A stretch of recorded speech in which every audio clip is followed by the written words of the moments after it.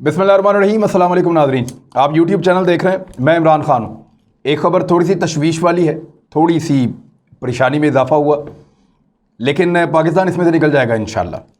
और दूसरी खबर बहुत अच्छी है और मुझे उस पर बहुत खुशी है, और वो खबर मैं आपको अभी दूसरे नंबर पर सुनाऊँगा। लेकिन पहले ये जो इशू हो रहा था तहरीक लब्बैक वाला और गवर्नमेंट के बीच में, ये किसी नतीजे पर नहीं पहुँच पाया। पुलिस ने एक ऑपरेशन किया एतवार की सुबह, जिसमें पुलिस बुरी तरह नाकाम रही, और जो वहाँ पे तहरीक लब्बैक के कारकुन हैं उन्होंने पुलिस का मुकाबला किया और वो बाद में हावी हो गए।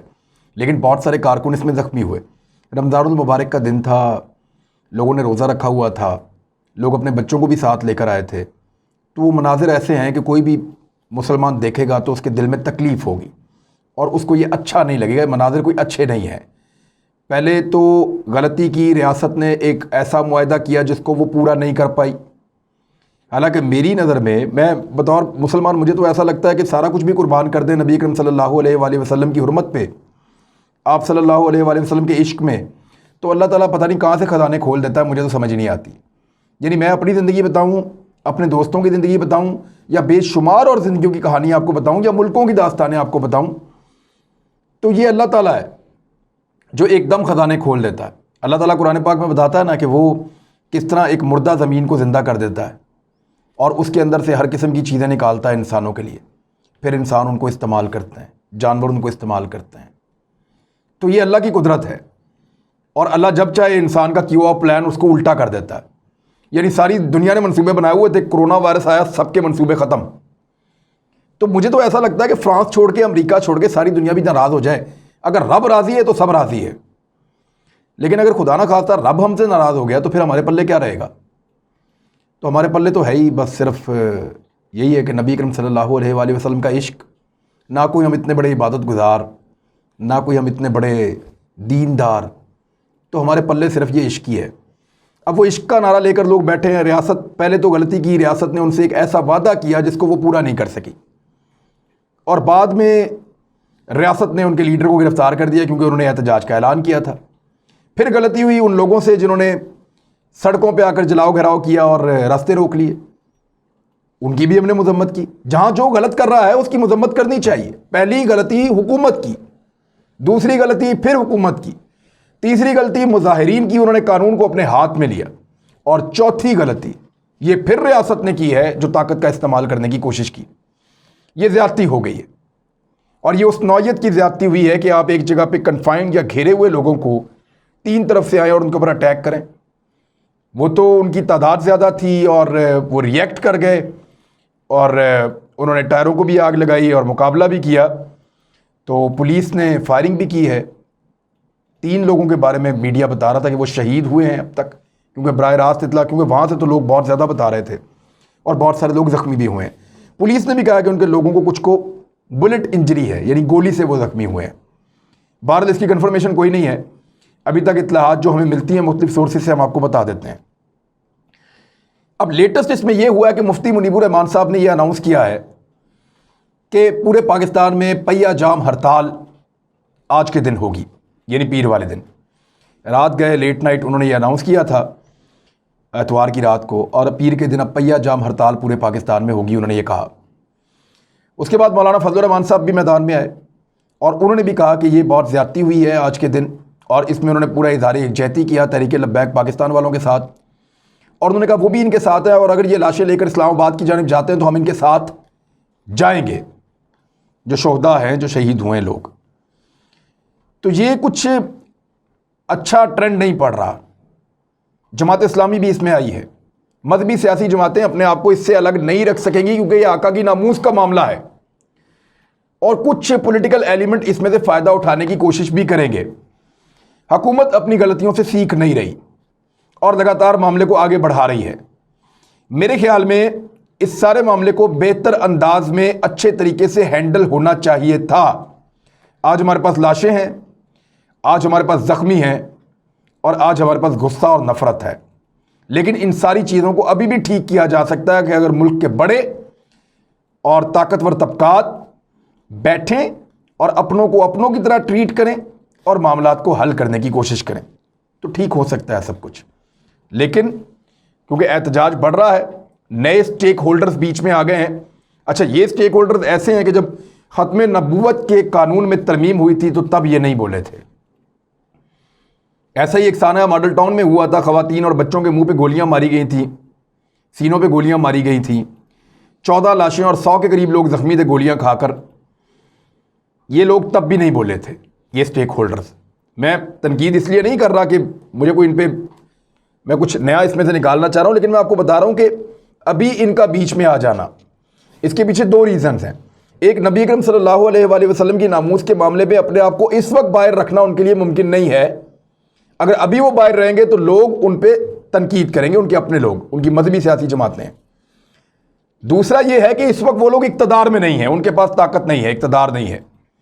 तो इक़्तिदार की खातिर तो हो सकता था जैसे उन्होंने माजी में किया, वो नहीं बोले जुल्म के ऊपर और ख़त्म नबूवत के कानून के मामले के ऊपर वो माजी में नहीं बोले, लेकिन अब, और इक़्तिदार के साथ रहे, लेकिन अब वो इस मौके को ज़ाया नहीं कर रहे और वो शामिल हो रहे हैं इस सारे एहतजाज के अंदर। तहरीक लब्बैक के लिए एक बड़ा इंपॉर्टेंट ये है कि उनको देखना होगा कि ये उनकी अपनी तहरीक है, ये उनकी अपनी स्ट्रगल है, ये उनकी अपनी कुर्बानी है, ये उनका अपना नारा था जो कुछ भी उन्होंने मांगा है, और बड़ा लंबा सफ़र करके वो यहाँ तक पहुँचे हैं और हुकूमत के साथ जो भी तय हुआ वो उन्होंने ही किया है। तो कोई और उनकी तहरीक को हाईजैक करके उसमें अपने कोई सियासी मकासद हासिल करने की अगर कोशिश करे तो इस बात पे अब उनको नज़र रखनी पड़ेगी और उनकी क़यादत को इन सारी चीज़ों का ख्याल रखना पड़ेगा।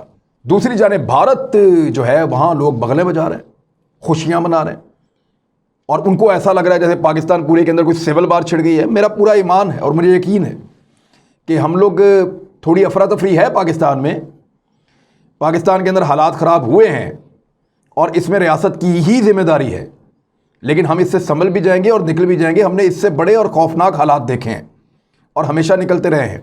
अल्लाह ताला की मेहरबानी रही तो हम इसमें से भी इंशाल्लाह निकल जाएंगे और इंडिया को, भारत को वो खुशी कभी नसीब नहीं होगी जिसका वो सोच रहा है या जिसके लिए वो पहले से जश्न मना रहा है। दूसरा, पाकिस्तान में कुछ तज्ज़ियाकार, कुछ हमारे सहाफ़ी दोस्त और कुछ इस तरह के लोग जो हैं, उन्होंने हमेशा स्पॉयलर्स का ही किरदार अदा किया है। मुझे याद है लाल मस्जिद में, वो लाल मस्जिद के बाहर खड़े होकर रोज़ाना इंटरव्यू करते थे, इन्होंने rate of the state challenge कर दी, ये क्या कर रहे हैं, ये जुल्म कर रहे हैं, इनको रियासत ने खुद बनाया है, फ़ौज ने इनको तैयार किया है, आज ये गले पड़े हुए हैं, आज ये लोगों को मारते हैं, आज ये इमलाक को नुकसान पहुंचाते हैं, ये कितने जालिम लोग हैं। लाल मस्जिद के खिलाफ पूरा एक महाज बनाया हुआ था सहाफ़ियों ने, आपको याद होगा, आज बड़े बड़े नाम हैं उन सारे सहाफ़ियों के, बहुत बड़ा महाज बनाया हुआ था। जब ऑपरेशन हुआ तो वो सारे सहाफ़ी मरसिया पढ़ रहे थे, ये क्या कर दिया, तालिब इल्मों को मार दिया, इनके ऊपर अटैक कर दिया। यानी ये लोग स्पॉइलर का रोल प्ले करते हैं, पहले कुछ कहते हैं बाद में कुछ कहते हैं। तो तशद्दुद के आपको खिलाफ रहना चाहिए, रिट ऑफ द गवर्नमेंट होनी चाहिए, लेकिन समझदारी के साथ और चीज़ों को बेहतर हैंडलिंग के साथ आगे चलाना चाहिए। पाकिस्तान अभी एक ऐसा मुल्क नहीं है कि जहाँ पे आप सारी चीज़ों को उम्मीद करें कि रातों रात ठीक हो जाएंगी, यहाँ टाइम लगेगा। लेकिन अनफॉर्चुनेटली मीडिया के लोगों ने और दानिश्वरों ने वही किरदार अदा किया जो वो माजी में करते रहे हैं। पहले एक फरीक को उकसाते हैं, फिर दूसरे को उकसाते हैं, लड़ाई होती है तो उसमें मसाला लगाते हैं। मैं पहले दिन से कह रहा हूँ कि अमन होना चाहिए, प्यार होना चाहिए, दोनों तरफ कोई भी, किसी का भी खून बहे, लोग तो आखिर अपने हैं, हमें इसको अवॉइड करना चाहिए। और इसमें सियासी फ़ायदा ढूंढने के लिए लोग आ रहे हैं। मैंने सियासी जमातों के ट्रेंड आपको दिखाए कि वो इसके अंदर कैसे सिविल वॉर इन पाकिस्तान और इन चीज़ों को प्रमोट कर रहे हैं। बड़ा अनफॉर्चुनेट है कि हम एक ऐसे इशू पे जिस पे हमारा दिल धड़कता है, नबी अकरम सल्लल्लाहु अलैहि वसल्लम की नामूस, आप सल्लल्लाहु अलैहि वसल्लम की इज़्ज़त का मामला, जिस पे हमारा दिल धड़कता है, जिसके बगैर हमारा ईमान मुकम्मल नहीं होता, उसको अपनी सियासत के लिए तो इस्तेमाल हमें नहीं करना चाहिए। अब आ जाएं दूसरे इशू की तरफ। मैंने थोड़े दिन पहले एक वीलॉग किया था, मुझे बड़ी खुशी है कि वो बात मानी गई है। पाकिस्तान में मेरे से पहले शायद कभी किसी ने इस पर आवाज़ नहीं उठाई। मेरे एक दोस्त ने मेरी तवज्जो दिलाई, फिर मैंने इस पर रिसर्च की और फिर मैंने बहुत सारी दवाइयाँ मंगवाई थी। उस वीलॉग में मैंने क्या कहा था, पहले वो थोड़ा सा हिस्सा आप सुन लीजिए। प्राइम मिनिस्टर ऑफ पाकिस्तान को करना क्या है, सिर्फ एक छोटा सा काम करना है, एक ऑर्डर जारी करना है और उसमें यह लिखना है कि आज के बाद कोई सरकारी या प्राइवेट अस्पताल का डॉक्टर किसी दवाई का ब्रांड नहीं लिखेगा। वो ये नहीं लिखेगा कि पैनाडॉल ले लो या डिस्प्रिन ले लो, वो उसके सॉल्ट का नाम लिखेगा, उसका फॉर्मूला लिखेगा। डॉक्टर को क्या जरूरत है कि 20-20, 25-25 ब्रांड्स के नाम याद करे, एक फॉर्मूला याद करे। यानी ये मैंने आपको बताया कि ये इसकी 4 दवाइयाँ हैं, ये इसकी 5 दवाइयाँ हैं, ये इसकी को 20 के करीब दवाइयाँ इसकी किस्म की हैं, ये इसकी किस्म की भी कोई 10 के करीब दवाइयाँ होंगी, ये इसकी किस्म की भी और दवाइयाँ होंगी, इसकी किस्म की भी और। डॉक्टर को क्या ज़रूरत है कि इतनी सारी दवाइयों के नाम याद करे? डॉक्टर सिर्फ एक सॉल्ट का नाम याद करे, सिर्फ एक सॉल्ट का, जो उसका फॉर्मूला है उसका नाम याद करे। यानी डॉक्टर को कोई ज़रूरत नहीं है कि वो सिर्फ एवरोक्साबिन जो है वो ये नाम याद कर ले, इसके बाद उसको ज़ेल्ट्रो और ये रिबैक्स या इसके बाद ये रिवार्डो और बहुत सारे मुश्किल मुश्किल नाम याद करने की ज़रूरत ही नहीं है। वो सिर्फ एक सॉल्ट का नाम याद करे और मरीज़ को लिख कर दे कि जी ये सॉल्ट है, ये आपने इस्तेमाल करना है सुबह, ये वाला सॉल्ट है आपने ये दोपहर और शाम को इस्तेमाल करना है, ये वाला सॉल्ट है इसका आपने सिरप पीना है। अब इस तरह की सैकड़ों ऑप्शन मिल जाएंगी उसको मेडिकल स्टोर पे जाके। गरीब आदमी है वो कहेगा जी मुझे ये दवाई दे दें, मेडिकल स्टोर वाले को कहेगा जी मुझे 200 रुपये के अंदर आपने एडजस्ट करके देनी है 5 दिन की दवाई। तो मेडिकल स्टोर वाला उसको जो सस्ता वाला सॉल्ट है, जो कम कीमत वाला है, उसके मुताबिक बनाकर दे देगा। लेकिन इस पर एक काम होगा कि कमीशन बंद हो जाएगी, फ्रॉड बंद हो जाएगा, हराम का पैसा बंद हो जाएगा। और जब इनको हराम का पैसा नहीं मिलेगा ना तो ये हलाल के हो जाएंगे सारे के सारे, जो लोग आजकल उल्टे काम कर रहे हैं। तो मेरी हुकूमत पाकिस्तान से, वज़ीर-ए-आज़म पाकिस्तान से ये दस्त बस्ता गुजारिश है, हाथ बांध के, फॉर गॉड सेक आप इतना सा तो कर सकते हैं ना। डॉक्टर्स को ये कहिए कि आज के बाद आपने ब्रांड का नाम नहीं लिखना, दवाई का नाम नहीं लिखना, आपने फार्मूला का नाम लिखना है। अब आगे जाके वो दुकानदार जाने और ग्राहक जाने, उसको वो फार्मूला खाना है, उसको आपके ब्रांड की दवाई नहीं खानी। ये आपने मेरा वीलॉग सुन लिया, मैंने यही कहा था कि ये दवाइयों के नाम जो हैं वो ना लिखें। जब आप ब्रांड का नाम लिखते हैं कि इस ब्रांड की चीज़ आपने इस्तेमाल करनी है। मैं आपको मिसाल दे देता हूँ, यानी एक आदमी के पास वो नंगे पाँव है, उसको जूता चाहिए, तो वो किसी से पूछता है जी मैंने जूता पहनना है, तो वो उसको ये तो नहीं कहेगा, वो किसी को कहता है मैं नंगे पाँव हूँ, तो जो दूसरा आदमी उसको मशवरा देगा वो ये तो नहीं कहेगा कि आप फलां ब्रांड का जूता जाके पहने। नंगे पाँव होने वाले का इलाज ये है कि वो जूता पहने। अब वो अपनी इस्तात के मुताबिक पहनेगा ना। कोई आदमी नायलॉन की चप्पल लेकर पहन लेगा, कोई 100 रुपये वाली, कोई 50 रुपये वाली, कोई 200 रुपये वाली, कोई 500 रुपये वाली। कोई ऐसा भी होगा जो 50,000 रुपये का जॉगर ला के पैरों के अंदर पहन लेगा और बहुत कीमती जूता पहन लेगा पैरों के अंदर। लेकिन उस सबका मकसद ये है कि वो नंगे पाँव ना रहे, ज़मीन की तपिश उसके पाँव को ना जलाए। मेन मकसद तो ये है ना, या कोई कांटा या कोई ज़मीन के ऊपर पड़ी हुई कुछ चीज़ें, पत्थर उसके पाँव को लगे ना।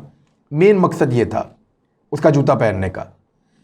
तो जब कोई आपको ब्रांड बताया कि जी आपने नाइकी का जूता पहनना है, तो वो जाके 22,000 रुपये का जूता लेकर आएगा गरीब आदमी। तो इसी तरह ये दवाइयों वाले करते थे, फलां ब्रांड की दवाई आपने लेनी है। मैंने वो मिसाल के साथ सारा बताया था आपको। तो अल्हम्दुलिल्लाह हुकूमत जो है वो जागी है, इदारे इसके ऊपर जागे हैं और एक बड़ा अच्छा कदम उठाया गया है। ये पाकिस्तान ड्रग रेगुलेटरी अथॉरिटी का हुक्मनामा आया है, उसमें उन्होंने डॉक्टर्स को अद्वियात का ब्रांड नाम लिखने की बजाय फार्मूला का नाम लिखने की हदायत कर दी है। अल्टीमेटली वो हो गया जो हमने डिमांड की थी।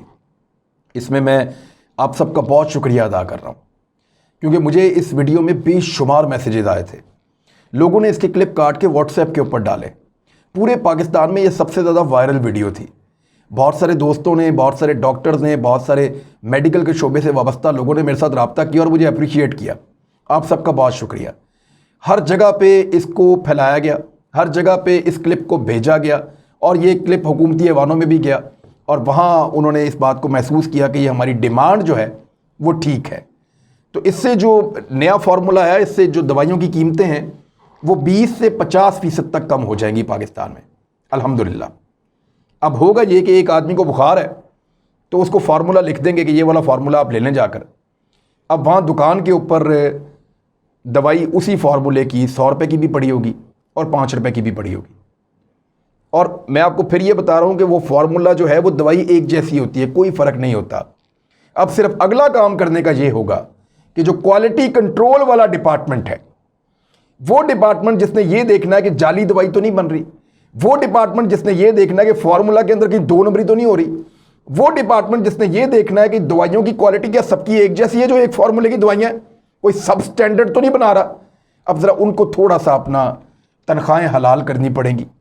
ज़रा दौड़ भाग करें, मेडिकल स्टोर्स पे जाएं, दवाइयाँ इकट्ठी करें, उनको लेबॉर्ट्रीज़ में लेकर जाएं और चेक करें कि जो भी कंपनी फार्मूला से हटकर दवाई बना रही है या घटिया फार्मूला इस्तेमाल कर रही है या उस फार्मूला के तहत दवाई नहीं बन रही जो फार्मूला एक्चुअली लिखा हुआ है, तो उस कंपनी को बैन करें और बंद करें। ये आहिस्ता आहिस्ता जो बड़ी बड़ी कंपनीज़ है ना, अब होगा क्या कि डॉक्टरों के बहुत बड़े बड़े गैर मुल्की विजिट्स बंद हो जाएंगे, बहुत बड़े बड़े कमीशन बंद हो जाएंगे, बहुत बड़ी बड़ी मौजें बंद हो जाएंगी। मेरे एक दोस्त ने बताया कि मरी के अंदर बहुत बड़े बड़े होटल हैं, वो पूरा साल 40-50% बुक ही बड़ी बड़ी मेडिकल कंपनियां ने करवाए हुए होते हैं, फार्मास्यूटिकल कंपनियों ने। वहाँ पक्के पक्के डॉक्टर, अस्पतालों वाले और इस तरह के लोग आके रहते हैं, उनकी अयाशी के लिए उन्होंने बुक किए हुए होते हैं। मुझे मेरे एक दोस्त ने बताया। तो अच्छी बात यह है कि हुकूमत ने एक अच्छा कदम उठाया। अब अगला कदम यह है कि जो महकमे हैं वो अपनी जिम्मेदारी पूरी करें और दवाइयों की क्वालिटी एक जैसी होने को यकीनी बनाएं, ताकि सबको कम कीमत में भी वही दवाई मिले, ज़्यादा कीमत में भी वही दवाई मिले।